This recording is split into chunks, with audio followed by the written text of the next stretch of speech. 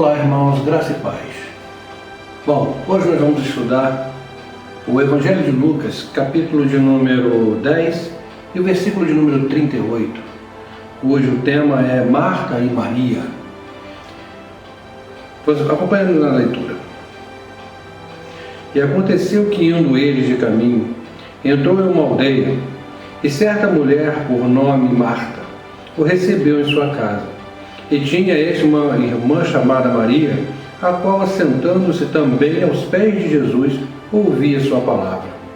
Marta, porém, andava distraída em muitos serviços, e aproximando-se disse: Senhor, não te importas que minha irmã me deixe servir só?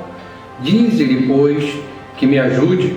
E respondendo Jesus, disse: Marta, Marta, estás ansiosa e afadigada com muitas coisas, mas uma só é necessária, e Maria escolheu a boa parte, a qual não lhe será tirada.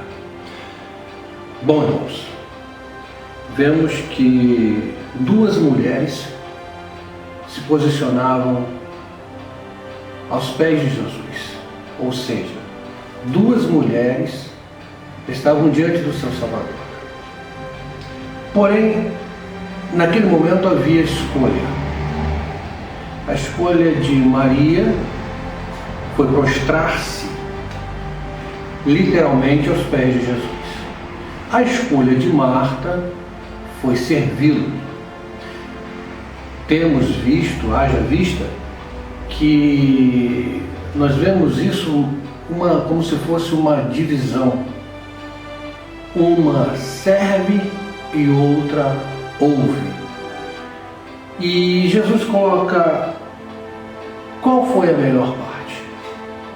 Quem ficou com a melhor parte? Vemos que Maria escolheu a melhor parte. Por que Maria escolheu a melhor parte? Porque Maria escolhera a parte espiritual. Maria escolhera aquilo que está além do que os nossos olhos veem. Porém, Marta procurou servir. Marta procurou se afadigar com os afazeres, se afadigar em servir, preocupada em organizar as coisas, preocupada em colocar coisas em seus lugares. Nós vemos isso na igreja, nós vemos isso no corpo de Cristo. Quantas pessoas estão preocupadas apenas com a aparência? Quantas pessoas estão preocupadas com templos bonitos, bem ornamentados, com cultos, com sua liturgia bem organizadinha, bem sistemática? Quantos estão tratando e fazendo as coisas de Deus desta forma? Ou seja, os seus olhos, não vou dizer, claro, óbvio, que se nós pudermos fazer o melhor, vamos fazer o melhor. Se pudermos dar o melhor, vamos dar o melhor.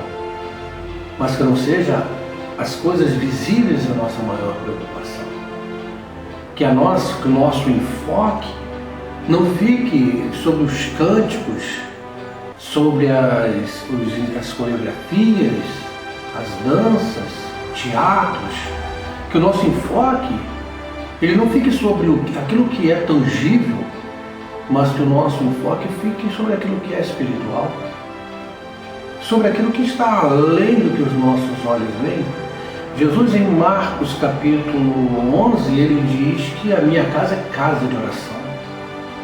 O povo de Deus, quando se reúne na igreja, ele na realidade ele não se reúne para festejar, mas ele se reúne na igreja para aprender.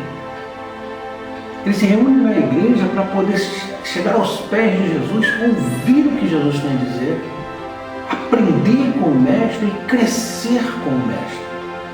Nós vemos aqui nessa passagem que Maria escolheu a melhor parte.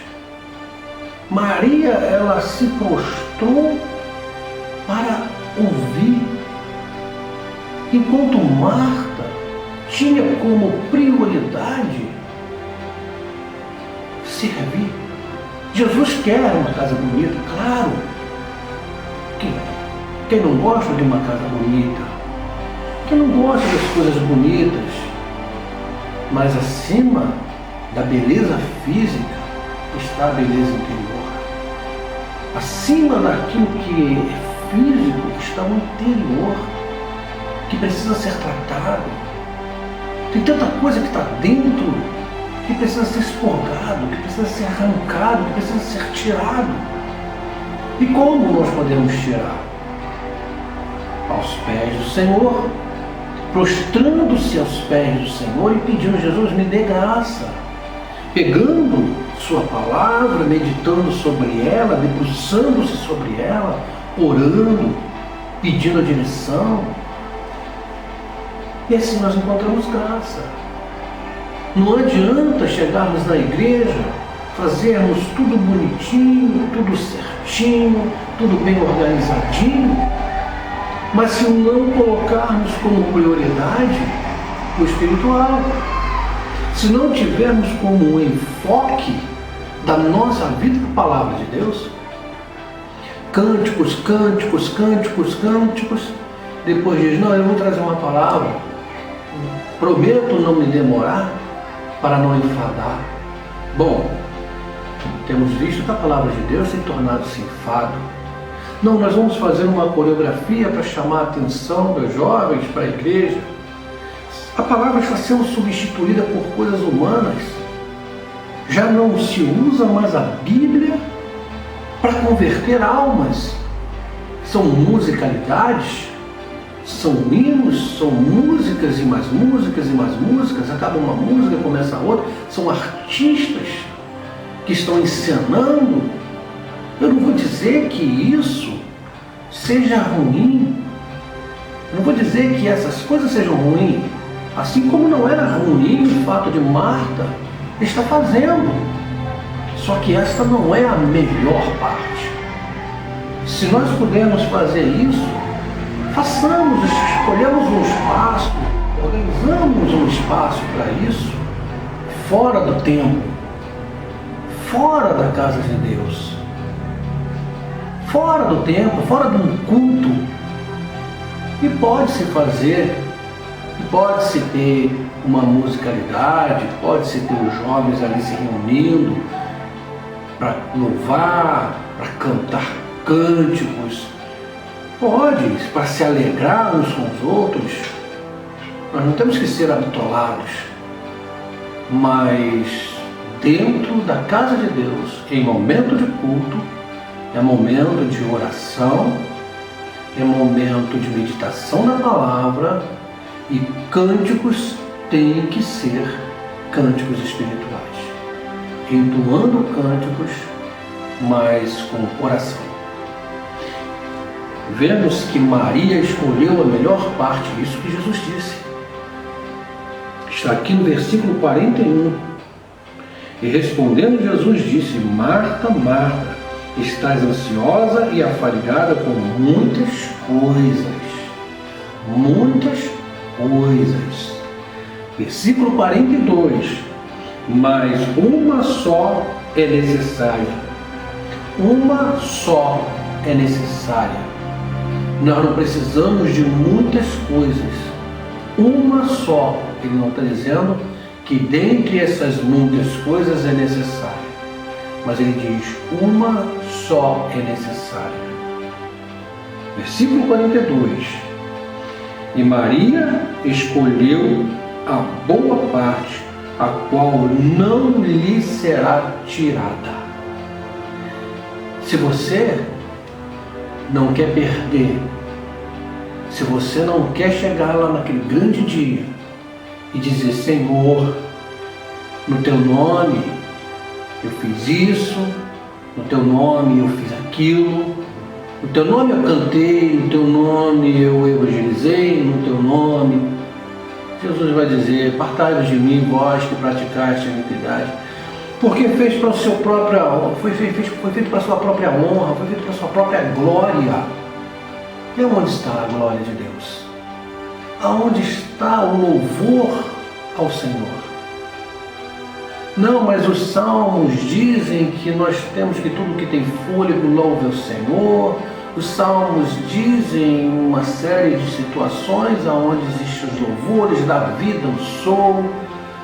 Muito bem, precisaríamos de um outro estudo, um outro momento para poder te explicar isso. Mas veja bem, nós observamos que isso está no Antigo Testamento.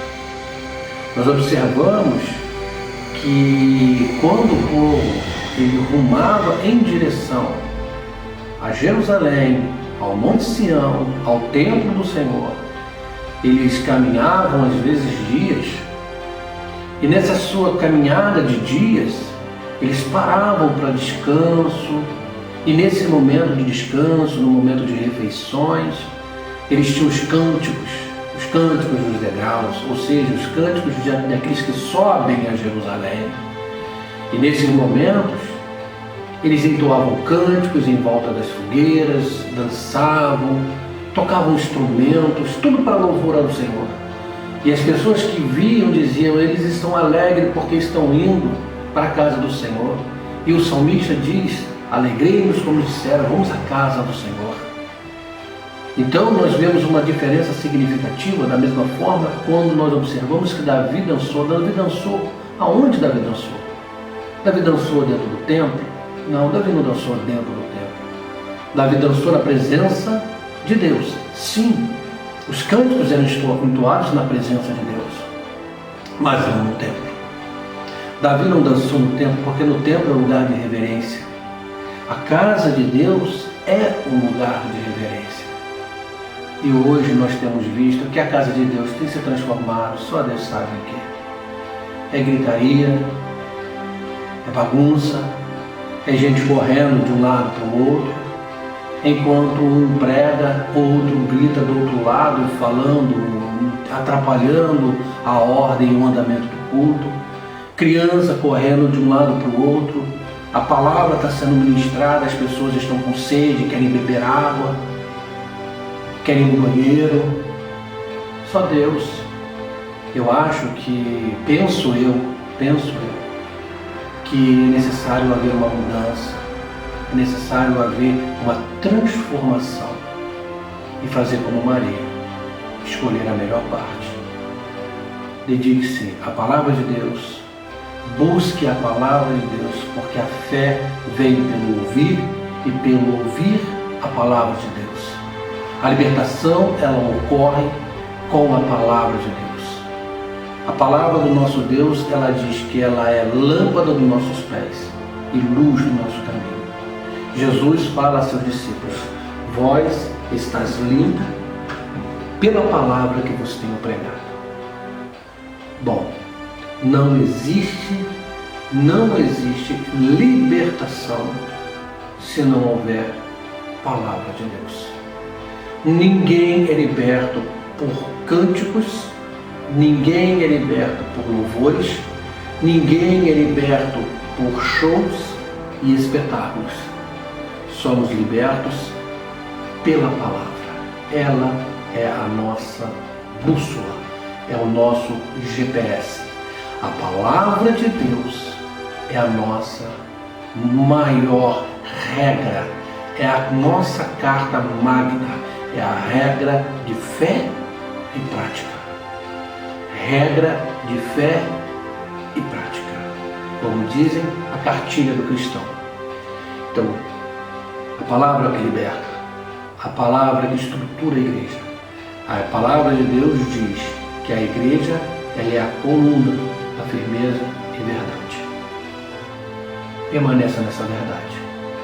Faça a diferença como sal da terra e luz do mundo. E que Deus te abençoe. Em nome de Jesus.